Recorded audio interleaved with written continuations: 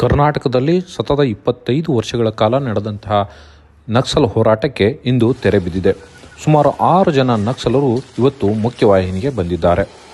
ಸ್ವತಃ ಮುಖ್ಯಮಂತ್ರಿ ಸಿದ್ದರಾಮಯ್ಯನವರ ಸಮ್ಮುಖದಲ್ಲಿ ಈ 6 ಜನ ನಕ್ಸಲರು ಮುಖ್ಯವಾಹಿನಿಗೆ ಆಗಮಿಸಿದ್ದು, ಪ್ರಜಾಸತ್ತಾತ್ಮಕವಾದ ಹೋರಾಟದ ಮೂಲಕ ನಾವು ಮುಂದಿನ ದಿನಗಳಲ್ಲಿ ಹೋರಾಟದ ಮುಂಚೂಣಿಯಲ್ಲಿ ಇರುತ್ತೇವೆ ಎಂದು ಹೇಳಿದ್ದಾರೆ.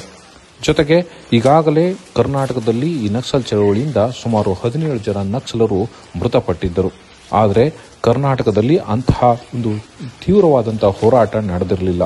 ಆದರೆ ಕುದುರೆಮುಖ ಉದ್ಯಾನವನ ಉಳಿಸುವ ಹೋರಾಟದ ಸಂದರ್ಭದಲ್ಲಿ ನಕ್ಸಲ್ ಮುಖಂಡರಾಗಿದ್ದಂತಹ ಸಾಕೇತ್ ರಾಜನ್ ಅವರಿಂದ ಕರ್ನಾಟಕದಲ್ಲಿ ಈ ನಕ್ಸಲ್ ಹೋರಾಟ ಉತ್ತುಂಗ ಸ್ಥಿತಿಯನ್ನು ತಲುಪಿತ್ತು.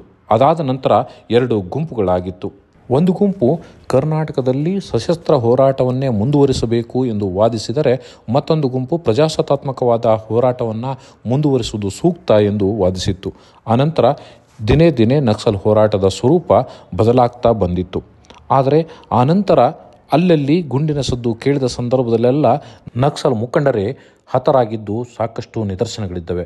ಆದರೆ ಇಂದು ನಕ್ಸಲ್ ಹೋರಾಟ ಸಂಪೂರ್ಣವಾಗಿ ಅಂತ್ಯ ಕಂಡಿದೆ.